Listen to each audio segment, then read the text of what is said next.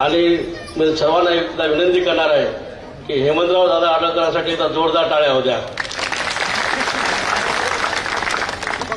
हेमंतराव दादा आडळकरांनी हे जे पॅनल उभं केलं आज आपलं सर्व काँग्रेसचं, येणाऱ्या 2 तारखेला काँग्रेसचा विजय शेलूमध्ये होणार आहे हे निश्चितच आहे। पण मला तुमच्या माध्यमातून मतदार बांधवांच्या वतीनं हर्षवर्धन सपकाळ यांना सांगायचंय की शेलूमध्ये जी भाजपची टीम आहे सध्या ती सर्व काँग्रेसची टीम आहे। एकेकाळी सर्व ती काँग्रेसमध्ये होती, आज ती कोण्या पक्षात भाजपमध्ये गेली, ती फक्त सत्तेच्या आणि स्वतःचं पोट भरण्यासाठी भाजपमध्ये गेली। तुमचे पालकमंत्री असतील, माजी नगराध्यक्ष असतील, सर्वच लोक एक काँग्रेसचे बंडखोर आहेत हे मला मुद्दाम इथं सांगायचे। आज अनुसूचित जाती विभागाचे हे नगराध्यक्षपद असताना एक उत्तम आणि सुशिक्षित असा आत्मारामजी साळवे साहेबांना नगराध्यक्षाची उमेदवारी दिली आणि इथं सर्व आंबेडकरवादी जनता असेल, सर्व संविधानप्रेमी जनतेच्या वतीने एक पॅनल करून आज सर्वजण उमेदवार आपल्या पुढे खंबीररित्या उभा आहे। भारतरत्न डॉक्टर बाबासाहेब आंबेडकरांनी या देशाची घटना लिहिली, ती घटना टिकवण्याचं काम जर कोण करत असेल तर ते काँग्रेस पक्ष करत आहे। भाजप तुम्ही पाहिलं असेल, यांचा जे मेन दिल्लीमध्ये बसलेला आहे आखा नरेंद्र मोदी, खोटं बोलण्याशिवाय त्याच्याकडे काही नाहीये। आणि त्यांचा दुसरा आखा महाराष्ट्रात बसलाय आपला देवेंद्र फडणवीस, त्यांच्याकडं जाती जातीमध्ये भांडणं लावण्याशिवाय काही नाही।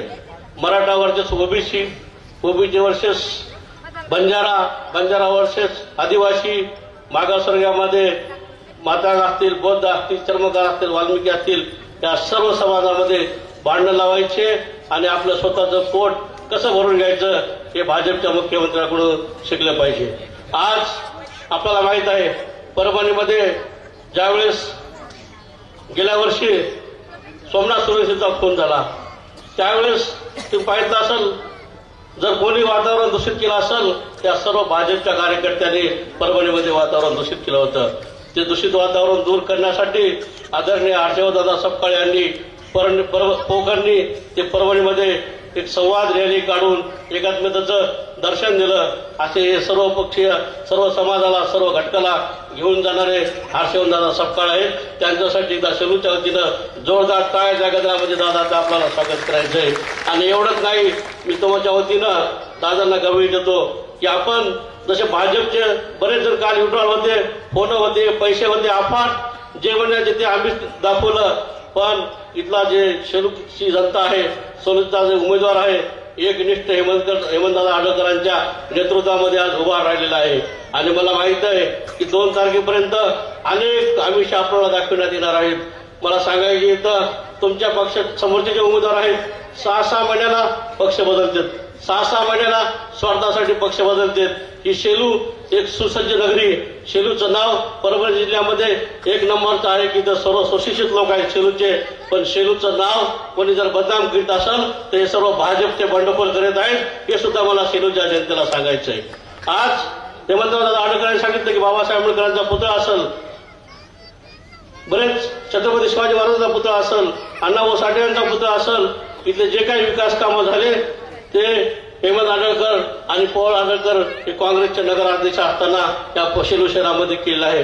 शेलूच्या मध्ये जे आता भाजपमध्ये मतं मागत आहेत त्यांना मला इथं सांगायचंय की बाबासाहेब आंबेडकरांनी ही देशाची घटना लिहिली, देशाची घटना टिकवण्याचं काम राहुल गांधी, मल्लिकार्जुन खरगे साहेब हे करत आहेत देशामध्ये। आणि महाराष्ट्रामध्ये हर्षवर्धन दादा सपकाळ रोज रस्त्यावर येऊन त्यांना विरोध करत आहेत। मला येणाऱ्या काळामध्ये तुमच्या माध्यमातून सांगायचंय हर्षवर्धन दादांना हे शेलू एक सुशिक्षित नगरी आहे आणि इथं पंजा आपला निवडून आल्याशिवाय राहणार नाही। हे सर्वांनी हात वर करून दादाला आपण आश्वासित करूया की सर्वांनी हात वर करून सांगा दादाला की आपल्या इथं शेलूमध्ये पंजा येणार आहे की नाही, सर्व ताकदीनं हात दाखवा दादा, ही पंजा आम्ही इथं निवडून आल्याशिवाय शेलूमध्ये राहणार नाहोत। समोरच्याला किती आमिष टाकू द्या, त्यांच्याकडे जे पैसे आहेत ते भ्रष्टाचाराचे पैसे आहेत, तुम्ही सर्वजण पैसे घ्या, काय हरकत नाही। त्यांच्याकडे दारूवाले आहेत, गुंडागर्दीवाले आहेत, गुत्तेदार आहेत, कुणाच्या प्रॉपर्टी हडपणारे आहेत, पण आमच्याकडं जे उमेदवार आहेत ते सर्वसामान्य घरामधले आहेत। तुमच्या सर्वसामान्य घरामधलं मत आपल्याला इमानदारीनं पंजाच्या पुढे दाबून आपल्या उमेदवाराला प्रचंड मताने निवडून आणायचंय. मी जास्त वेळ घेणार नाही, पण मला शिरूरतील सर्व माझ्या बौद्ध उपासकांना सुद्धा सांगायचंय, माझ्या माता बांधवांना सुद्धा सांगायचंय, परभणी शहरामध्ये 15 फुटाचा अण्णाभाऊ साठे यांचा पुतळा आम्ही स्वतःच्या स्वखर्चातून केला आहे. येणाऱ्या काळामध्ये बरं इथं उद्घाटन भूमिपूजन व्हायला बौद्धांचे मंदिरांचे, पण मी त्यांना सांगितो 580 किलोमीटरची धम्मयात्रा सिद्धार्थ हत्ती आंबेरे यांनी काढली होती. आमचा नगराध्यक्ष निवडून आला, इथं भव्य दिव्य बौद्ध विहार निर्माण करण्याचं काम आम्ही स्वतः आढळकर आणि आम्ही करू, हे सुद्धा मला इथं तुम्हाला सांगायचंय. आणि कुणाच्याही भुलीदाबाला बळी न पडता आपण 2 तारखेला पंजाच्या चिन्हावर मतदान करून प्रचंड मताने साळवेजी आणि सर्व उमेदवारांना निवडून आलं, एवढीच मी विनंती करतो आणि इथं थांबतो. जय भीम, जय भारत.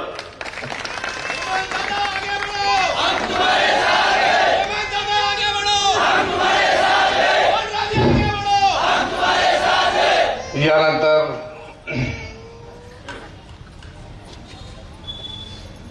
एक शेर है कि ख्वाब की तरह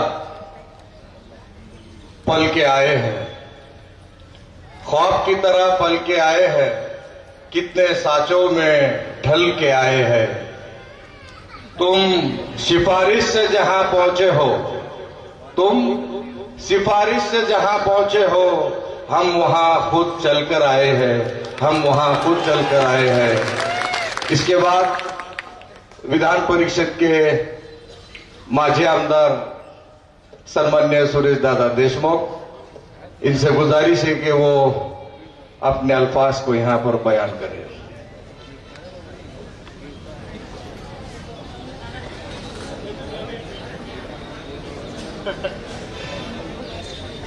या सेलू नगर परिषदच्या प्रचार सभेचे प्रमुख पाहुणे, आमचे नेते आदरणीय हर्षवर्धनजी सपकाळ साहेब, व्यासपीठावर माझे सहकारी रंगे पाटील, हेमंतराव आडळकर, 2 प्रभारी आहेत आमच्यासोबत, भगवानराव वाघमारे, नदीम इनामदार, बाळासाहेब आणि सगळ्यांचे नाव न घेता सर्व विजयी होणारे उमेदवार, नगराध्यक्षाचा उमेदवार आत्मारामजी साळवे, उमेदवार चांगला दिला तुम्ही. या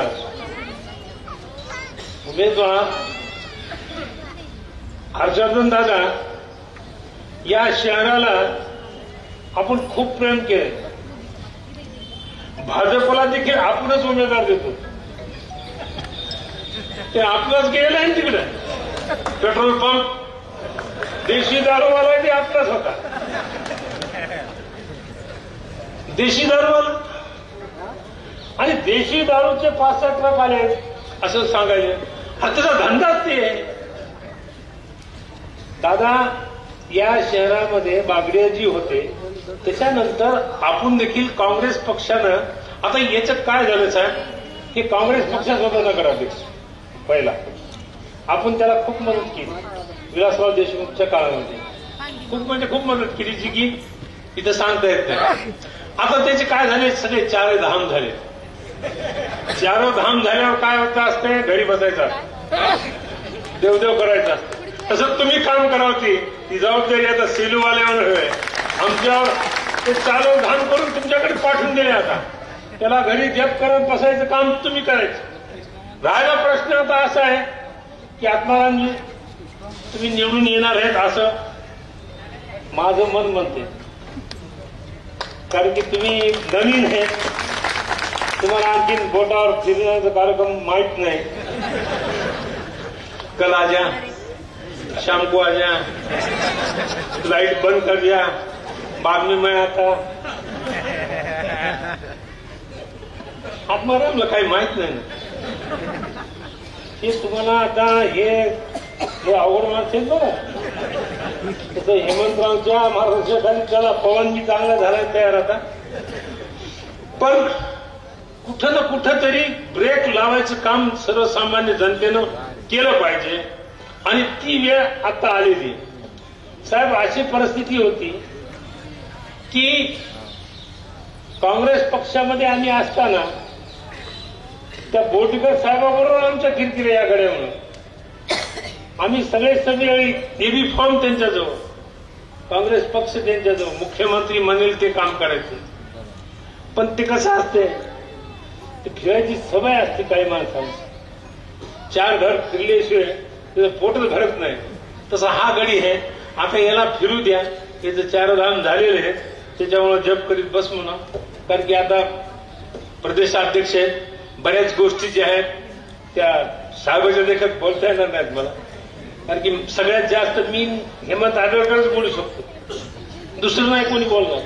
बरोबर आहे का बाई? आमच्या संघ नगरसेविका होते आम्ही सोबत. मला 2दा आमदार केलेले साहेब यांनी. यावेळेस मला दिला धोका.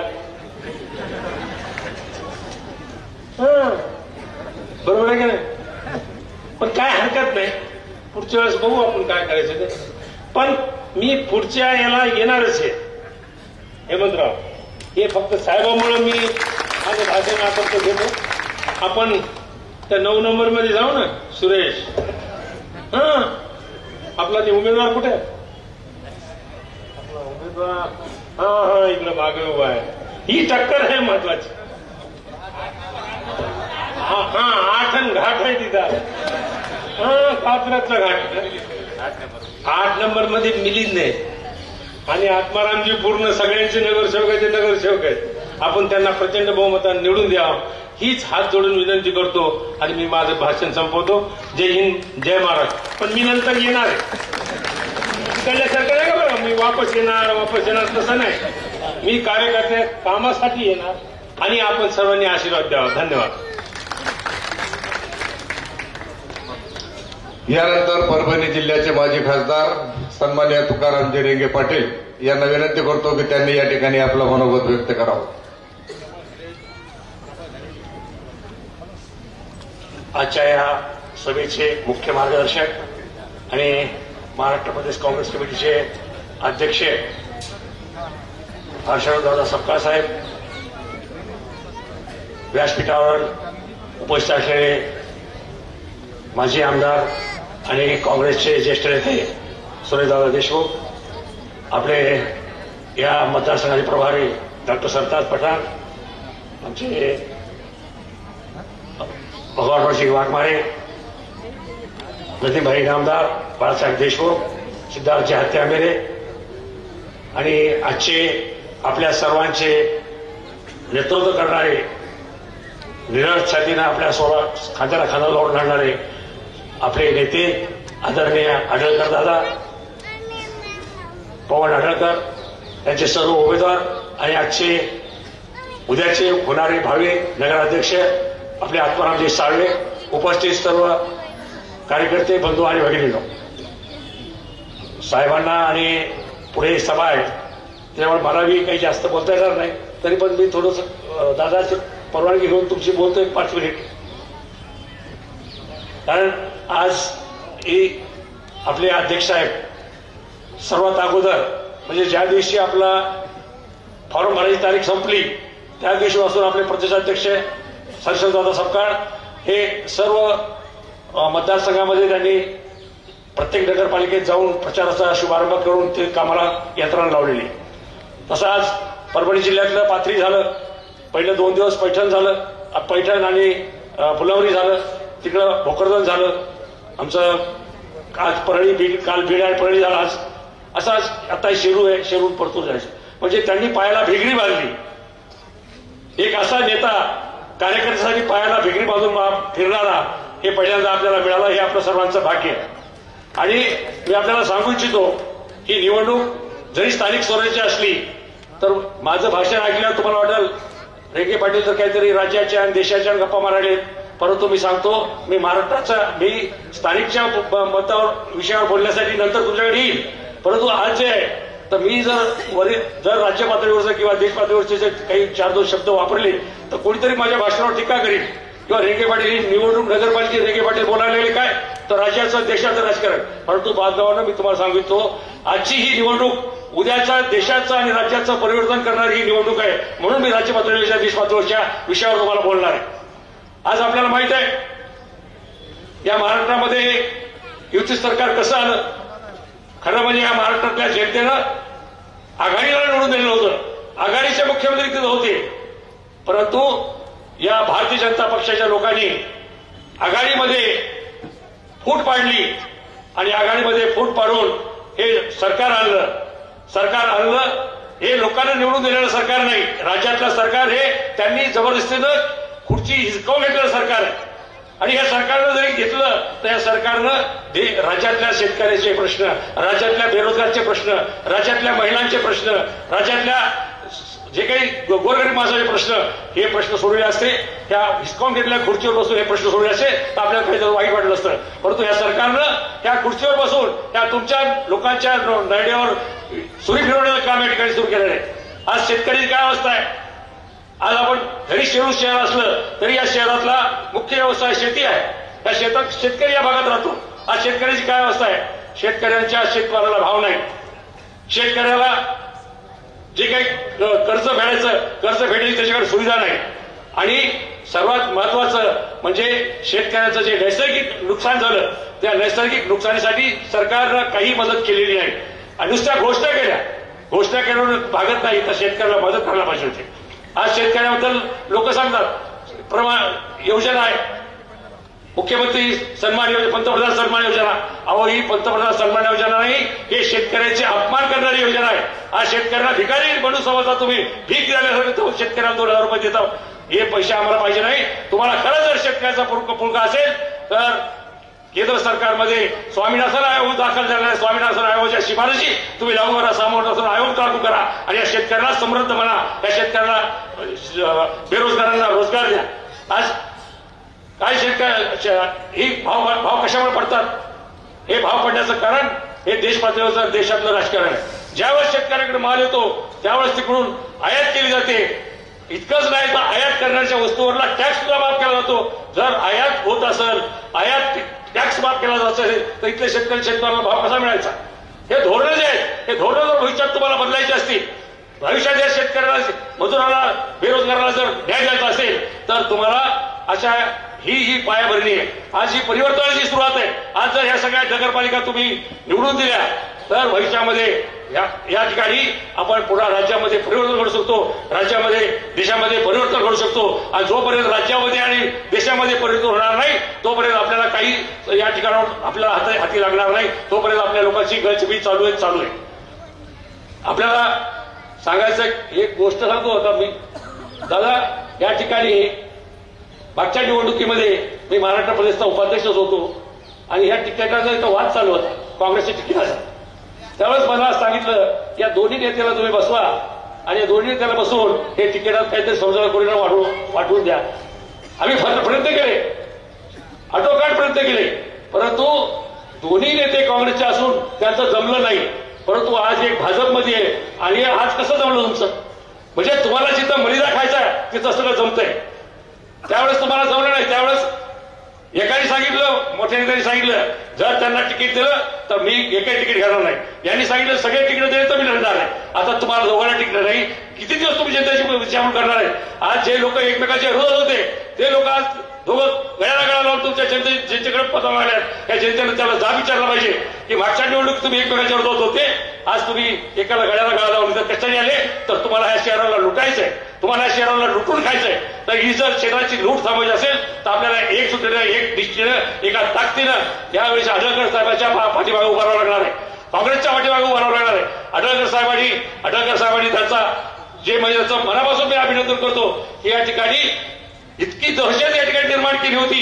कोण फारम भरायचा नाही, कोणी तिकीट मागायचं नाही. जसं काही यांना बिनविरोध, यांना काही लोकशाही नाही, हुकुमशाही झाली, त्यांनी बिनविरोध निवडणूक काढायच्या. परंतु आढळकर दादांनी सगळ्यांची मोठ बांधली, सगळ्यांना विश्वास घेतलं, कोणालाही न जुमानता, कोणालाही नेंडा चुकवता तुमच्या भरोशावर त्यांनी हिंमत केलेली आहे. तो त्यांचा भरोसा तुम्ही कायम ठेवा आणि या काँग्रेसला आणि त्यांच्या सर्व उमेदवारांना, काँग्रेसच्या सर्व पंचायतच्या उमेदवारांना आणि ज्या आमच्या सोबत असलेले मित्रपक्ष आहे यांच्या सगळ्या उमेदवारांना प्रचंड मताने निवडून द्या. आपली सेवा करण्यासाठी काँग्रेस आणि आम्ही सतत आपल्या सोबत आहोत एवढंच सांगतो आणि थांबतो. जय हिंद, जय महाराष्ट्र. यानंतर ज्यांची आपण आतुरतेने वाट पाहत आहोत, ज्यांचे विचार ऐकण्यासाठी आपण या ठिकाणी आलेला आहात, असे आपल्या सर्वांचे राष्ट्रीय काँग्रेस पक्षाचे महाराष्ट्राचे प्रदेशाध्यक्ष सन्माननीय सपकाळ साहेब यांना विनंती करतो की त्यांनी या ठिकाणी आपलं मनोगत व्यक्त करावं. नगरपालिका निवडणुकीच्या अनुषंगानं शेलू या ठिकाणी संपन्न होणाऱ्या सभेत उपस्थित सर्व मान्यवर, मंचावरील माझे सर्व सहकारी बंधू आणि भगिनींनो,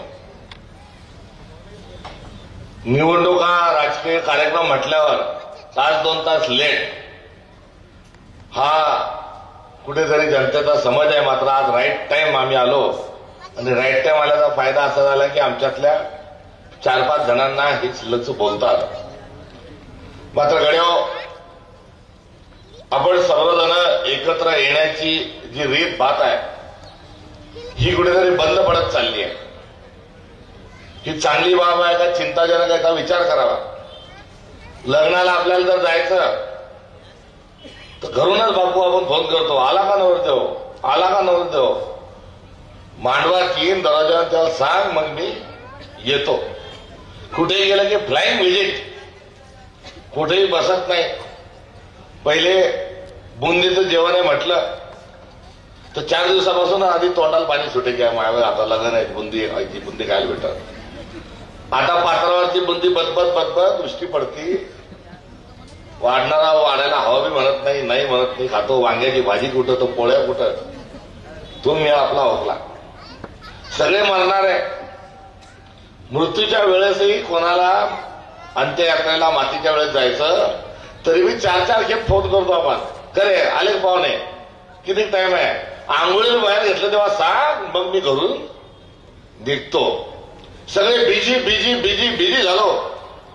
आणि त्याचा आता परिणाम असा झाला की आपले खिसे कापू जे आहेत, आपल्या बाजूला उभं राहतो, आपला खिसा कापतो, आपल्या खिशातले पैसे घेऊन जातो, आपल्या घरातले संस्कार घेऊन जातो, आपल्याला त्याचा सूद नाही. मोबाईल नावाची एक नवी भानगड खिशात घालून घेतली. तिथं जेवूही देत नाही, झोपूही देत नाही, उठूही देत नाही, बसूही देत नाही. लहान लेकरू तसा हट्ट करतं की कडेवर घे, कडेवर घे, तसा माणूस एकटा बसला की तो मोबाईल म्हणतो मला कडेवर, मायाकडे पाय, मायाकडे पाय. ती एक चंचलता आहे. तात्पर्य तुमच्या सगळ्या बसतांचं कौतुक करतो आणि एक सुभाषित आहे ते या ठिकाणी साकार होत असल्याबद्दल आपलं अभिनंदन करतो. केल्याने देशातन पंडित मैत्रम सभे समूह संचारे मनुजा येत असे अफाट ज्ञान. आपल्याला ज्ञान यासाठी टाय लावून शाळेच्या एखाद्या कॉन्व्हेंटमध्ये टाकल्याने ज्ञान म्हणतो नाही. ज्ञान कशाने येतं, केल्याने देशातून फिरत राहिलं पाहिजे, बघत राहिलं पाहिजे, तीर्थयात्रा करत राहिली पाहिजे. पंडित मैत्रम, चांगल्या माणसाची मैत्री करा, हुशार माणसाची मैत्री करा, शहाण्या माणसाची मैत्री करा. बँकेत जर आपण फिक्स्ड डिपॉझिट ठेवलं तर आपल्याला काय भेटतं, व्याज. चांगल्या माणसाशी, पंडित माणसाशी, हुशार माणसाची मैत्री केली तर आपल्याला काय भेटतं, व्याज. आणि मूर्ख माणसाशी, नीतीभ्रष्ट माणसाशी, गुंड माणसाशी, बेभरोशाच्या माणसाशी दोस्ती केली तर काय होतं, बँकेतून कर्ज काढल्यावर काय भरावं लागतं, व्याज. तसं मूर्खाशी दोस्ती केली की आपल्याला व्याज भरावं लागतं. आणि सभे समूह संचार, आपण समूहाने राहिलो पाहिजे, सभेत राहिलो पाहिजे, एकत्र राहिलो पाहिजे. पहिले दिंडी आपले लोक काढत होते, आपल्या देशातील संप्रदायाची भावना होती दिंडी, कशासाठी होती दिंडी, तर ती एकत्र आपण राहावं. पहिले पोथी लावत, काबर लावत, तर समाज एकत्र आला पाहिजे, चिंतन झालं पाहिजे. आणि ती प्रक्रिया कुठेतरी बंद पडत असताना आज या ठिकाणी ती संपन्न होत आहे, याबद्दल अभिनंदन करतो. आणि यातला जो दुसरा धागा आहे तो धागा आहे की आता मतदान करायचं तर कोणाला करायचं, आणि पंजाला करायचं आणि आम्हाला करायचं तर का करायचं, याचं उत्तर खऱ्या अर्थानं देण्याकरता मी या ठिकाणी उभा आहे. नाही तर पहिले एका मुशीवाला जो आहे त्यानं प्रास्ताविक केलं, आता दुसरा मुशीवाला जो आहे तो शेवट करून राहिला. त्यांची मिशी पांढरी आहे, माझी भली दुसऱ्या रंगाला का लावेल असेल ना, पण ती काळी आहे. मात्र हा काळा आणि पांढऱ्याचा फरक जर वगळला तर त्यांनी जे म्हटलं त्याला अनुमोदनच देण्याकरता खऱ्या अर्थानं तुम्ही आपण सर्वजण इथे एकत्रित जमलेलो आहोत. मात्र विषय आहे संस्कृतीचा, विषय आहे भारताचा आणि विषय आहे निवडणुका म्हणजे काय. आपण सणप्रिय लोक आहोत, संस्कृतीप्रिय लोक आहोत आणि सण त्योहार सोहळे मिरवणुका जुलूस संदल हे काढण्यामध्ये आपण माहीर आहोत. सण साजरा करणं म्हणजे काय, तर दिवाळी साजरी करणं म्हणजे काय, तर दिवाळी म्हणजे दिप्याची पूजा, दिवाळीची पूजा, प्रकाशाची पूजा, अंधार आणि प्रकाशावर मात करायचा सण म्हणजे दिवाळी. दसरा म्हणजे काय, तर असत्यावर विजय सत्याचा तो दसरा, ज्येष्ठांच्या पाया पडा. होळी म्हणजे काय, तर मान अपमान सर्व विसरून गुरानं मान होली आहे, एकमेकांवर रंग उधळा आणि समतेचा नारा द्या, तो झाला दसरा. एकमेकांना आलिंगन द्या, त्याच्या भविष्याचे चिंतन द्या, ईश्वराकडे प्रार्थना करा. ईद ते सणाचं नाव आहे. तथागतांनी आले आणि आपल्याला त्यांनी युद्ध हवा का बुद्ध हवा हे एक महान तत्वज्ञान दिलं. त्या बुद्ध पौर्णिमेच्या दिवशी खिरदान करतो आपण आणि बुद्धांच्या प्रतिमेला आपण अभिवादन करतो. ती बौद्ध पौर्णिमा आहे. तशा निवडणुका म्हणजे पण सण आहे, निवडणुका म्हणजे त्योहार आहे. आणि हा त्योहार काय आहे, तर 15 ऑगस्ट 1947ला आपल्याला स्वातंत्र्य मिळालं आणि स्वातंत्र्याने काय केलं, तर स्वातंत्र्याने या देशाचं, या भारताचं मालक तुम्हाला मला आपल्या भारतीय नागरिकांना केलं. स्वातंत्र्याच्या आधीच्या काळात आपण कोण होतो, तर स्वातंत्र्याच्या आधीच्या काळात आपण प्रजा होतो, स्वातंत्र्यानंतर आपण नागरिक झालो. महात्मा गांधीला विस्टन चर्चिलने विचारलं, अरे नंग्या फकीरा, तू माझ्या आझादी आझादी आझादी स्वराज्य स्वराज्य स्वराज्य सांगतो. अरे आम्ही आहोत म्हणून तुमचं बरं चाललंय, आम्ही गेलो तुमचे हाल कुत्रे विचारणार नाही. कुत्रे हा माझा शब्द आहे, पण बेहाल तुम्ही व्हाल हा त्याचा शब्द आहे. आणि आमचं एवढं मोठं साम्राज्य आहे इंग्लंडचं, आमच्या एवढ्या मोठ्या साम्राज्याचा मालक ठरलेला आहे क्वीन एलिझाबेथ जी आहे, ती आमच्या लंडनची, आमच्या ब्रिटनची, आमच्या इंग्लंडची, आमच्या युकेची मालकीण आहे. तुमच्या हिंदुस्थान, तुमच्या भारताचं, तुमच्या इंडियाचं स्वातंत्र्यानंतर मालक कोण राहील. महात्मा गांधींनी चष्मा वर केला, चर्चिलच्या डोळ्यात डोळे घातले आणि सांगितलं की आमच्या देशाचा आमदार हा आमच्या देशाचा मालक राहणार नाही, खासदार हा आमच्या देशाचा मालक राहणार नाही, मंत्री मुख्यमंत्री आमच्या देशाचा मालक राहणार नाही, प्रधानमंत्री पण आमच्या देशाचा मालक राहणार नाही. सर्वसामान्य भारतातला माणूस, गोरगरीब माणूस, सर्वसामान्य भारताचा माणूस हा भारत देशाचा मालक राहील. आणि हे शब्द जे आहेत हे 300च्या संविधान सभेने चिंतन केलं, मंथन केलं. 230 खासदार संविधान सभेतले काँग्रेसचे होते, पंडित जवाहरलाल नेहरू त्यांचे नेते होते. त्यांनी प्रिएम्बलमध्ये सांगितलं की समता, बंधुत्व, सामाजिक न्याय, प्रत्येक व्यक्तीचा सन्मान या मूल्यांच्या अनुषंगाने आम्ही पुढे जाऊ आणि हा भारत कसा असला पाहिजे, याचा कारभार कसा चालवायचा, तर to the people, by the people, for the people या त्रिसूत्राच्या अनुषंगाने देश चालवायचं ठरलं. आणि परमपूज्य डॉक्टर बाबासाहेब आंबेडकरांच्या लेखणीतून तुमचं माझं संविधान साकार झालं आणि या संविधानाने तुम्हाला मला या देशाचं मालक केलं. आणि एका झटक्यात प्रजाचे आपण नागरिक झालो. जेव्हा आपण प्रजा होतो तेव्हा आपली तुलना ढोरांशी होत होती. जेव्हा आपण प्रजा होतो तेव्हा पाठीचा कणा आपला वाकलेला होता. जेव्हा आपण प्रजा होतो तेव्हा घराचा 8A, प्रॉपर्टी कार्ड, 7-12, बँकेतलं अकाउंट, दाग दागिने हे काही आपल्या नावावर नव्हतं. 75 वर्षात आपण मालक झाल्यावर आता आपण जन्म देणाऱ्या व्यवस्थेला हम आपके कोण म्हणून विचारतोय. ही गद्दारी आहे, ही बेईमानी आहे.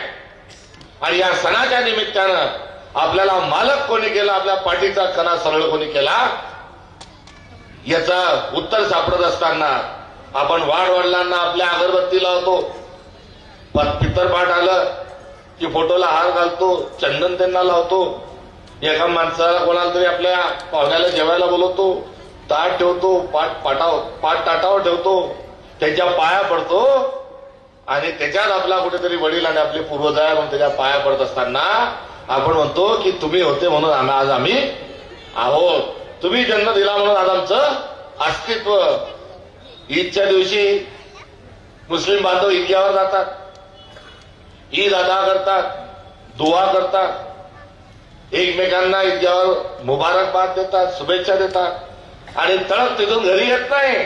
कुठे जातात? कब्रस्तानमध्ये जातात आणि कब्रस्तानमध्ये आपल्या आई वडिलांच्या, बुजुर्गांच्या, दादाच्या, मामाच्या, चाचाच्या कबरी थांबवतो आपण, त्या साफ करतो आणि त्याच्यावर फुलं टाकतो आणि तिथेही आपण दुआ करतो कि आपको भी अच्छी जगह जो है मुबारक हो जरूर मिले और हमें भी इस देश में अच्छे से समाज में अच्छे रहने की तौफीक अदा फरमाने की दुआ भी अपन वहां पर पेश करतो. अरे निवडणुका आल्या म्हणजे काय?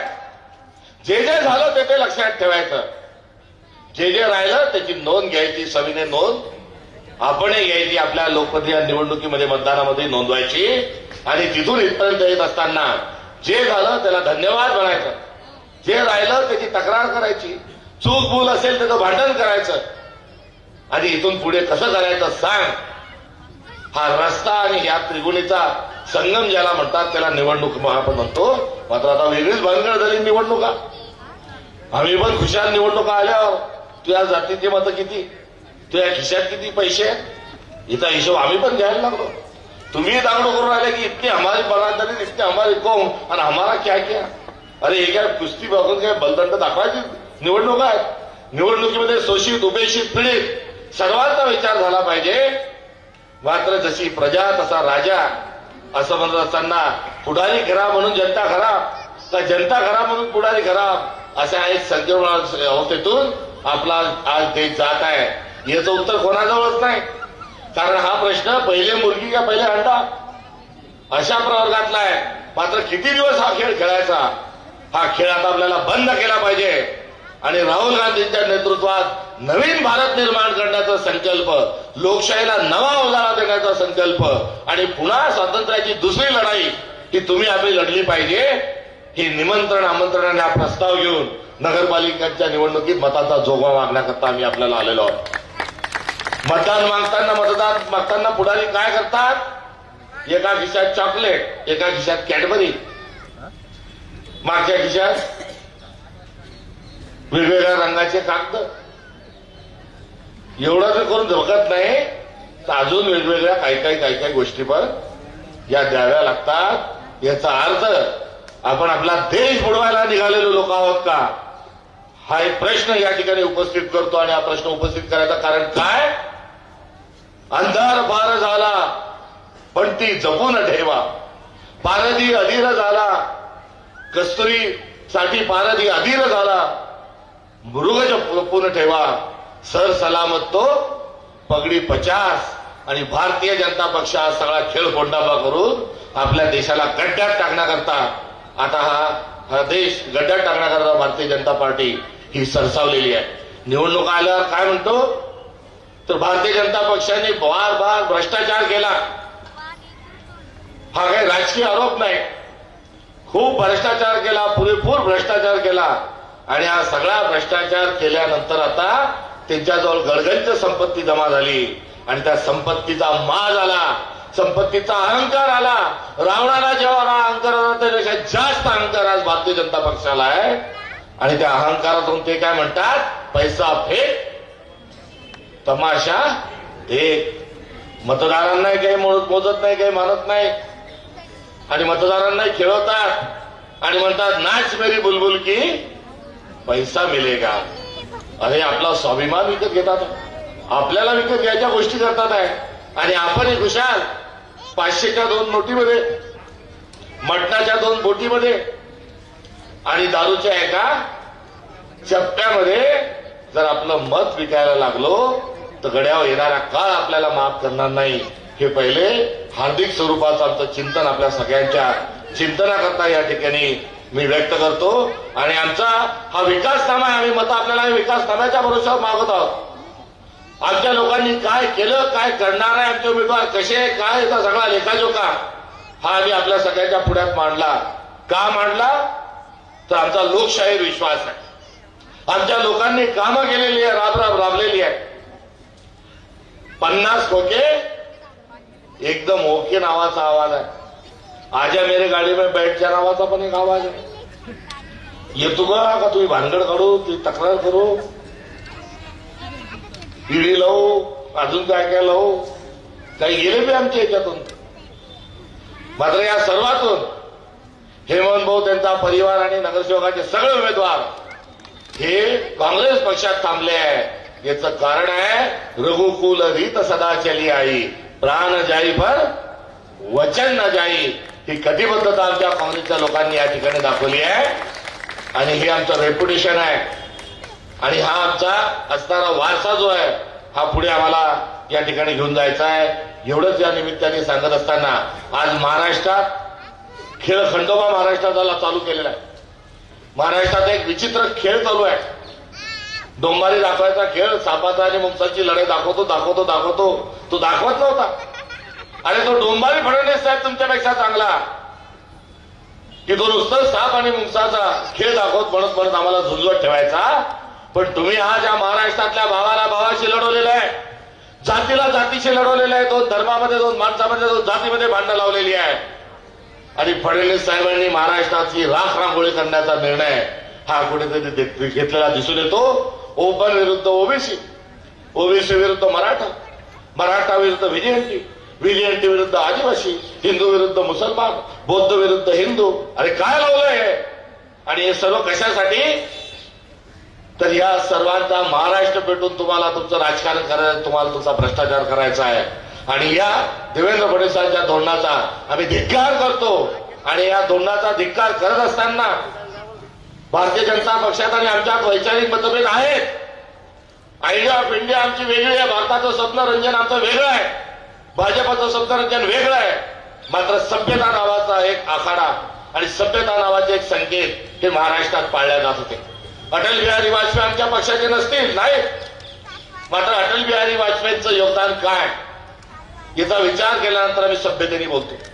भले आम्ही पंडित जवाहरलाल नेहरूंना फाउंडर ऑफ द नेशन म्हणतो, लाल बहादूर शास्त्रींना जय जवान जय किसानचे प्रणेते आम्ही म्हणतो, इंदिरा गांधींना लोह स्त्री दुर्गा आम्ही म्हणतो, राजीव गांधींना आम्ही 21व्या शतकात संगणकाच्या युगात घेऊन जाणारा एक दृष्टा नेता म्हणतो, मनमोहन सिंगांना आम्ही भारताची अर्थव्यवस्था, रोजगार वाढवणारा एक सशक्त स्वरूपाचा एक अर्थशास्त्रज्ञ, तज्ञ आणि एक भ्रष्टाचार विमुक्त काम करणारा एक पंतप्रधान म्हणून आम्ही त्यांना म्हणतो. मात्र या मांडियाळीमध्ये आम्ही अटल बिहारी वाजपेयींना सभ्य आणि सुसंस्कृत राजकारणी म्हणतो. ही सभ्यता देवेंद्र फडणवीसांनी गुंडाळून ठेवली आहे. आणि ही गुंडाळून ठेवत असताना त्यांनी महाराष्ट्रामध्ये टोळी युद्ध सुरू केलंय, टोळ्या आणल्या. स्वतःच्या पक्षाचे लोक ठेवले झाकून आणि मित्र पक्षाचे लोक भाऊ राहिले वाकून. ही नीती देवेंद्र फडणवीसांनी आजवत असताना त्यांनी पहिले शिवसेना फोडली, मग राष्ट्रवादी फोडली आणि एकेकाने भ्रष्टाचारी म्हणणार आहे दोन्ही एका बाजूला आहे, लेफ्ट अँड राईट करून ठेवले. काय म्हणत होते देवेंद्र फडणवीस की अजित दादांसोबत युती नाही. अजून काय म्हणत होते की अजित पवारांना आम्ही जेलमध्ये पाठवणार आणि चक्की पिसिंग. अरे कुठे गेली चक्की पिसिंग? आज खुशाल खांद्याला खांदा आणि मांडीला मांडीला अजित पवारांच्या आपण बसलेला आहात. याचा अर्थ काय? तर याचा अर्थ मुंबईत जो आहे तो अर्थ शेलूमध्ये येऊन आज कुठेतरी त्याचा अर्थ हा सापडलाय. अरे भारतीय जनता पक्षासाठी आयात ज्यांनी घालवली अशा लोकांना आपण बाजूला ठेवलं आणि आईत खाऊ जे आहेत, संधी साधू जे आहेत त्यांना तिकीट तुम्ही दिलं. अरे वैचारिक मतभेद तुमचे आमचे होते, आहे, राहतील. मात्र असे असताना आपण जे पक्षाचे कार्यकर्ते आहेत, शेवटी निवडणूक कोणाची आहे? बंद्या शेलूमध्ये मनमोहन सिंग साहेबांचा मोबाईल नंबर नरेंद्र मोदींचा मोबाईल नंबर कोणावर आहे का? कोणाजवळ आहे का? नाही. तर त्या नरेंद्र मोदी साहेबांशी आपलं काही कामच पडत नाही. मुख्यमंत्र्यांचा मोबाईल नंबर आहे का? व्हॉट्सअप नंबर आहे का? त्यांच्याशी काही काम पडत नाही. आमदाराशी काय तर जवळची, मावस भावाची, आते भावाची काही बदली असलं, पोरगं बिरगं चिटकून घ्या म्हणायचं असलं तर जातो. नाही तर मग युवायापुढे शान माराय का फोटो पाहून लगे आमदार साहेब गेले की मग गाडीतच बसत आहे. ही शान मारायसाठी ओळख दाखवतो. मात्र ही निवडणूक जी आहे ही कार्यकर्त्यांची निवडणूक आहे. न आले का आले नाही, 8 दिवस झाले पाणी नाही, कळशीतलं पाणी संपलं, हांड्यातलं पाणी संपलं, ड्रमातलं पाणी संपलं, टाकीतलं पाणी संपलं, पाणी कधी येईल या प्रश्नाचं उत्तर देणारा जो आहे माणूस आहे तो कार्यकर्ता आहे, त्याची निवडणूक आहे. नाली तुंबली, नाली साफ करणाऱ्याची निवडणूक आहे. समोरच्या घराचा दिवाबत्ती गेली तो बदलून देणाऱ्या कार्यकर्त्याची निवडणूक आहे. आपल्या घराच्या मागं डुक्कर मेलं, कुत्रं मेलं, मांजर मेली, बैल मेला, गाढव मेलं, वास कुंभटीवर राहिला, अरे हे उचलून कुठे टाका, हे सांगणाऱ्या कार्यकर्त्याची सूचना करणाऱ्या कार्यकर्त्याची ही निवडणूक आहे. एवढंच नाही, तो मरणापासून तर तोरणापर्यंत, तोरणापासून तर मरणापर्यंत जो कार्यकर्ता धावून तुमच्यासाठी येतो, तुमच्या कार्यात उभा राहतो. घरात म्हातारा मेलं, म्हातारी मेली तर त्याच्या पोराला समजत नाही की या म्हातारीसाठी रडू काय, आता म्हणू उद्या कसं उचलायचं, कसं तिकडे जाऊन फुकायचं याची चिंतेत रडू. जेव्हा त्याच्या डोळ्यापुढे चेहरा येतो की भाऊ आपलं काम करतील, त्यांना फोन लावू, सगळं व्यवस्थित होऊन जाईल, अशा एका देवदूताची निवडणूक आहे. मग तो आमच्याही पक्षाचा असू शकतो, दुसऱ्याही पक्षाचा असू शकतो. मात्र आता या सामाजिक काम करणाऱ्या कार्यकर्त्यांना बाजूला ठेवलं. मी धन्यवाद देतो शेलू आमच्या काँग्रेसचं की इथे बसवलेले जे कार्यकर्ते आहेत, इथे बसवलेले जे नगरसेवकाचे उमेदवार आहेत, हे हाडाचे कार्यकर्ते आहेत आणि आपण हाडाच्या कार्यकर्त्यांना न्याय दिला त्याकरिता मी तुमचं अभिनंदन या निमित्तानं करतो.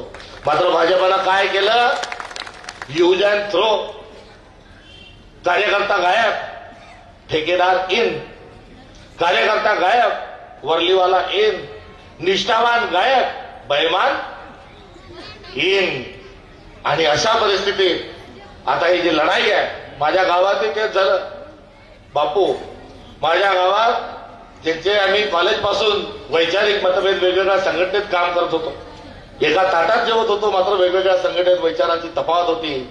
अशा संघाच्या भाजपच्या हाडाच्या कार्यकर्त्यांना बाजूला ठेवलं आणि रेडीमेड लोक आणून हे उभी केले. मी माणुसकीचा भाग म्हणून त्या सर्वांची भेट घेतली, त्यांचे फोन आले की पहा आता काय होऊ राहिलं. त्या सगळ्यांच्या घरात गेल्यानंतर भाजपच्याही सर्व लोकांनी, पीडितात लोकांनी सांगितलं की आता अति झालं, अति झालं, अति झालं, आता कुठेतरी धडा शिकवण्याची वेळ आलेली आहे. जी कथा बुलढाण्याची तीच परभणी जिल्ह्यातली कथा आहे. याबद्दल या ठिकाणी शोक व्यक्त करत असताना जे मी माझ्या गावात बोललो, नारळ फोडत असताना, की निवडणूक संस्कृती विरुद्ध विकृतीची निवडणूक आहे आणि विकृती जी आहे ही आता भारतीय जनता पक्षाने करप्शनच्या माध्यमातून घेतलेली आहे. आव आव आव करता करता काव काव काव करणारं भ्रष्टाचारासाठी जी वृत्ती आहे ती आता बळावलेली आहे आणि सच्चे कार्यकर्ते बाजूला राहून सत्तेचे दलाल जे आहेत यांना काँग्रेस पक्षाने काढून दिलेलं आहे आणि या दलाल लोकांना भारतीय जनता पक्षाने स्वतःच्या पक्षात स्थान दिलेलं आहे. त्यामुळे दलालांना तिकीट ही भारतीय जनता पक्षाची देण्याची जी पद्धत आहे त्याचा निषेध करत असताना, संस्कृतीचा हवाला देत असताना या ठिकाणी या निवडणुकीत भाजपच्याही लोकांनी काँग्रेसला मतदान करावं हे काँग्रेसचा प्रदेश अध्यक्ष या नात्यानं मी आपल्याला या ठिकाणी विनंती करत आहे. आणि विनंती का आहे की अरे तुमची आणि आमची वैचारिक लढाई आहे, होती आहे आणि राहील, आणि विचारांची लढाई आपण विचारांनी लढू. ही विकृती जे मनात आलेली आहे ही विकृती आपण उचलून जर बाहेर फेकून दिली नाही, तिला तिरंजाली दिली नाही तर ही तुम्हालाही खाईल आणि आम्हालाही खाईल. शेवटी दुश्मन पण जो आहे हाही गड्यावर खानदानीच लागेल ना. जर थडकला जर लिचर जर दुश्मन असला तर जिंकले काय आणि हारले काय त्याच्यात काही फरक नाही. त्यामुळे आपली लढाई जरी असली तरी समोरचा माणूस खानदानी असला पाहिजे, प्रज्ञावान असला पाहिजे, इज्जतदार असला पाहिजे. आणि अशा लढाईच्या साठी आपल्याला एक भारतात पहिलं वातावरण तयार करायचं आहे आणि त्या अनुषंगानं या निवडणुकीला संस्कृती विरुद्ध विकृती या स्वरूपातून आपण सर्वांनी बघावं ही देखील या निमित्तानं या ठिकाणी विनंती करतो. आमच्या तत्वज्ञानात संविधान आहे, सर्वांना सोबत घेऊन जाण्याची एक सहिष्णुतेची भावना आमच्या तत्वज्ञानात आहे. आओ कोई भी धर्मी, आओ कोई भी पंथी, सबके लिए खुला है मंदिर ये हमारा. या तत्वज्ञानातून आम्ही पुढे जात राहू. मात्र हे आमचं जे तत्वज्ञान आहे हे तत्वज्ञान सर्व आणि सर्व धर्मांचा सार आहे आणि आमचं जे तत्वज्ञान आहे ते ज्ञानेश्वरांच्या पसायदारातलं आहे. दुरितांचे तिमिर दाहो, विश्वस्व धर्म सुदे पाहो, जो जे वांछिल तो ते लाहो, प्राणी जात. या तत्वज्ञानाला आम्हाला पुढे घेऊन जायचं आहे. आमचं भांडण हे विकृतीशी आहे. म्हणून जे खळ्यांची व्यंकटी सांडो तया सत्कर्मी रती वाढो, भूता परस्परे जडो मैत्र जीवा, ही भूमिका घेऊन आम्ही पुढे जात आहोत आणि या सभ्य राजकारणाला, या सर्वसमावेशक राजकारणाला या ठिकाणी आपण शेलूकर मंडळींनी साथ द्यावी अशा प्रकारचं आव्हान या कार्यक्रमाच्या निमित्ताने या ठिकाणी करतो. रेल्वेतून जाता येता शेलू आलं की गाडी लय वेळ थांबते, म्हणून आम्ही तुमची तक्रार करत होतो, तेवढंच तुमचं आमचं असणारं काय भांडण होतं. मात्र आता यावेळेस एवढे सोन्यासारखे जर लोक तुम्ही निवडून दिले नाही आणि दलाल लोकांच्या मागे धावले, भ्रष्ट लोकांच्या मागे जर तुम्ही धावले, तर मात्र तुमचं आपलं भांडण हे पुढे जाईल. मात्र ती वेळ येणार नाही आणि आपण सर्वजण संस्कृती रक्षणाकरता, संविधान रक्षणाकरता आमच्या सोबत याल असा विश्वास आपल्या सगळ्यांकडून या निमित्तानं बाळगतो. सर्व जे उमेदवार आहेत त्यांनी पुढे येतील ही शेवटची सूचना या कार्यक्रमाच्या माध्यमातून या ठिकाणी करतो आणि थांबतो. जय हिंद, जय भारत.